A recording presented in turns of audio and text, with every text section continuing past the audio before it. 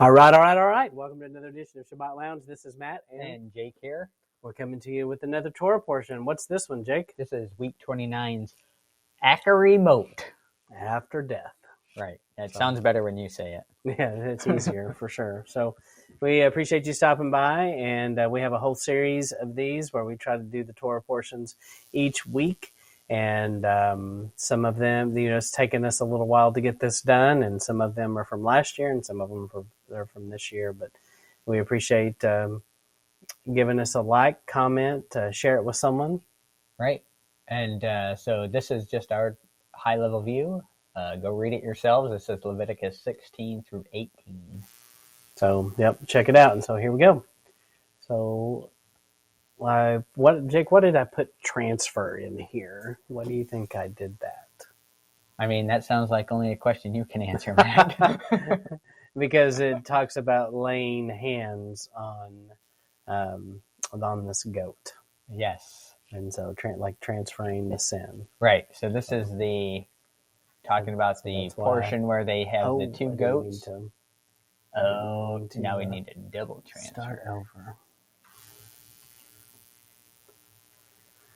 So, and then in Leviticus 16:29, it talks about this lasting ordinance. Would you read this and tell us what is this lasting ordinance that he's talking about? This is to be a lasting ordinance for you. On the 10th day of the 7th month, you must deny yourselves and not do any work, whether native-born or a foreigner residing among you. Now, and I see in most translations, this will say, this is to be an ordinance for you forever. So this lasting ordinance, lasting is typically translated forever. Yes, and when we were looking this up just a second ago, that's in the King James, I think is what we saw that does say forever. Right.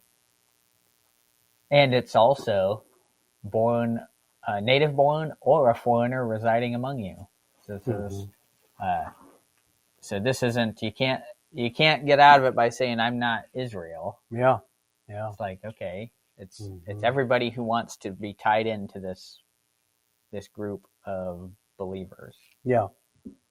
And so at the beginning of 16, this is where you have the two goats, and that's why I put the loading thing up there before. Right. And they've got two goats, and one is released for Azazel, and the other lot. So basically, you cast lots on these goats, and it says, Aaron shall bring the goat upon which Yahuwah's lot fell and offer him for a sin offering. But the goat on which the lot fell for Azazel shall be presented alive before Yahuwah to make atonement with him, and to let Azazel go into the wilderness. Right. So, and this is what's typically known as the scapegoat. The scapegoat, yep. So, and the text doesn't say this, but didn't, if I'm not mistaken, didn't at some point they tied a ribbon on it or something and it always came back a certain color? And then this is, I think this is I don't know if it's in the Talmud, but it's at least Jewish principle, Jewish historical information that that's the case. And then also when Messiah dies, I think there's a tie-in with that where the ribbon always came back the wrong color, or the goat wasn't supposed to return but did, that kind of thing. Yeah, there's definitely some things there that are interesting, and if you've never checked them out, you should check it out and look into a little bit more. Who's Azazel? What's that about? And there may even be some entity that is connected to. So it's kind of it's kind of strange, kind of a head scratcher. Yeah, exactly. Trying to figure out what it means, but this part is not a head scratcher, and this is why we're talking about it. Because it clearly does say that this is something you're supposed to do forever.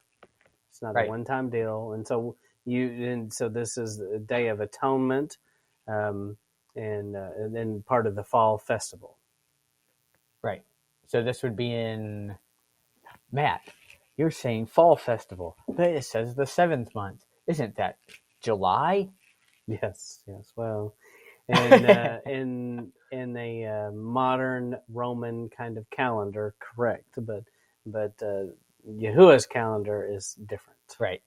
So we won't go into that here. And if you've never looked at that, you should look at that. Right. So, not what you think, maybe. Right. So, as we continue the rotating plate, the 7th month and the 10th day afflict your souls. What does this mean? What does this mean? It sounds like something bad. It sounds ominous for sure. It doesn't sound like Go have a party. You're going to be real successful standing on the street corner yelling at people in a megaphone saying, "Afflict your souls." Ooh, maybe not in that voice. But yes. People are just going to line up. Right. How do we do this? I'm aching to do that. So when you look it up in like a blue letter Bible, this is what pulls up in the blue letter. And, basically look at all these, you see humble a bunch. It's mentioned several times there. And, this idea of humbling and afflicting. And some people say, I think the most common thing is to believe that this is about fasting. I say, if you want to fast this day, do that. If it means you wear sackcloth ashes and you mourn or spend your day praying, I just think there's probably lots of things you could do here that would fall under humbling yourself. Right. Being on your knees, being on your face. I mean, that to me all seems to fit. Right. It's, and you got to kind of look at what's this day pointing to? Mm-hmm. And that kind of puts it in perspective of what you're to do on this day. Yeah. When it's pointing to, the return of Messiah and Judgment Day, it's going to be a very humbling experience for people, and people are going to be on their knees, and you're going to be, it's going to be a sad time, and a exciting time. It's kind of got that duality to it. Mm-hmm. But in our flesh, it's going to be a very scary and sad time because of all the people that you may know and love that are being judged and not following you into the millennium, Well, and just quite simply about, that scripture about we should all work out our salvation with fear and trembling. Right. And, he picks and decides, and he is the judge. And, you should be a little apprehensive about this event. Yeah. I don't think you should walk in and be like, "Oh man, I'm good. I got nothing." Yeah. You're not going to find anything on me. Like, really? Wow. Yeah. So I think that's why, just because it's make sure you're good. Make sure Messiah is covering you. Yes. And then I also thought about the scripture in Isaiah 42:3, a bruised reed he will not break, and a smoldering wick he will not snuff out. In faithfulness he will bring forth justice. And, that's just the idea of being bowed down and being humbled. There's just so many scriptures that talk about the difference of how he hates pride, right? And he wants people to be humble. I mean, this is what he wants, right? So, and I think people always go to the fasting thing because most of the time when people are humbling themselves or afflicting themselves in Scripture, they do it through fasting, but it's not necessarily what it's saying to do.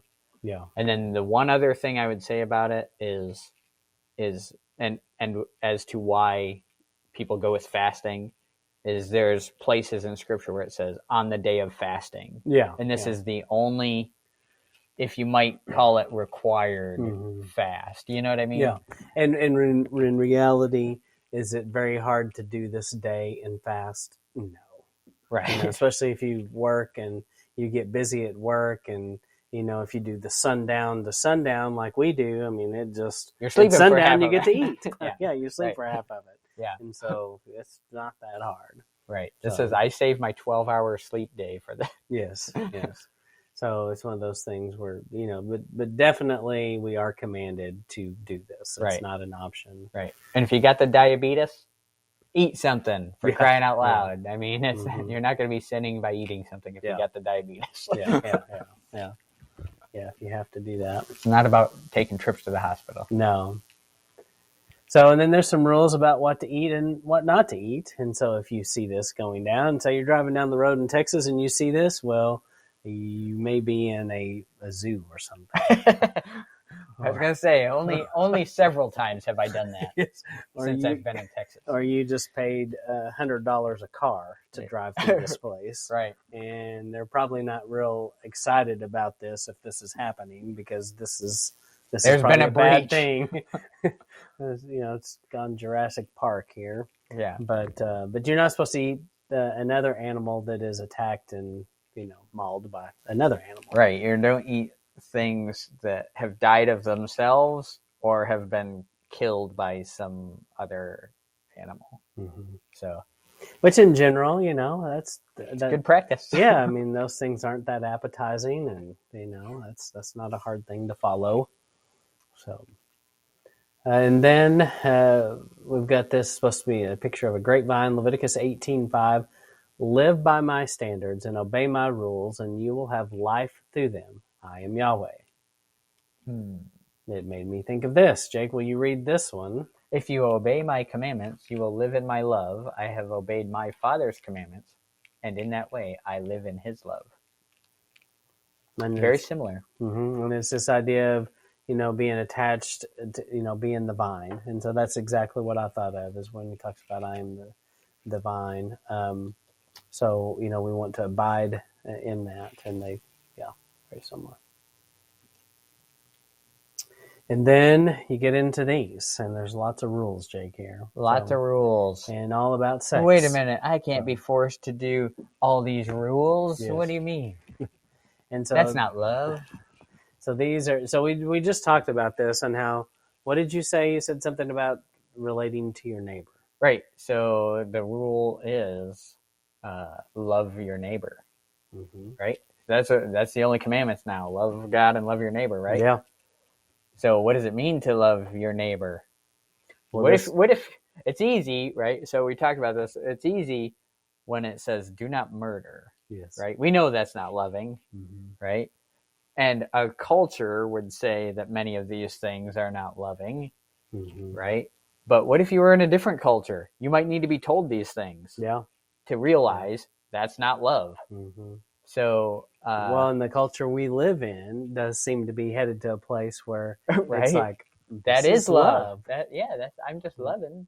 What people. Do you fly your rainbow flag and love everybody? Yeah, you just make the love. So, but it clearly tells us there are rules to this, and if you don't define like what you were saying, then how do you define love your neighbor? It's just like whatever you decide that means at the time. Right. And I don't think it can work that way. Right. It makes it very subjective. Yeah. When I don't think Yah intends us to decide what love is. Mm-hmm. So we'll go through these real quick. So he said, don't have sex with your mom and dad. Or your sister. Or your aunt and uncle. Or your daughter or son-in-law. Or your brother or sister's wife, unless your sibling is dead. Hunter Biden store style. Or with your wife's sister, unless your brother-in-law died and she needs kids. No sex with the grandchildren. Or the neighbor's wife. No same sex. You're not allowed to say that. Stay away from the animals. Yes. And then it even talks about abortions here, about passing your children through the fire of Moloch. And it's kind of interesting. He says all this up here. And it's kind of like, and also, by the way, if you've messed around doing all these other things, you can't get rid of this problem and do this child sacrifice. Right. But everyone today, look at what's happening with our world. When you say no abortions, and people just lose their mind. Well, you don't care about reproductive health. You don't care about women. Yes. Reproductive rights. Mm-hmm. No, we just don't want you murdering another person. Yes. Yeah. That's right. And so many times the people that are doing this, they have not followed, not necessarily these rules, but they haven't been following Yah's rules in general. Yeah, and the deal is you can't murder your way out of an inconvenience. No. You're not allowed to do that. No. So this kid spitting his food out. Jake, why do we have this here? Because the land will spit them out if they don't follow the rules. That's what Yah says. Anyway. Very sobering. And this is also this section, you start getting into Moses being very prophetic, and he's saying things like this because, and then Moses at the time may not even understand it fully, but Yahuwah knew that, these this guys was going to happen. They're going to get spit out of the land. Right.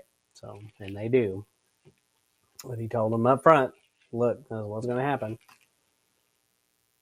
So, week 29 has everything from the goat and laying hands on the goat to just all kinds of stuff here. The land spitting you out. Yeah. So, but once again, we said don't take our word for it. Read Leviticus 16 through 18. Anything else, Jake? Yeah, just read through it and find out what Yah wants from us. That's right. That's in terms of loving our neighbor and loving him. Exactly. All right. Well, thank you for tuning in. And this is Matt and Jake signing off.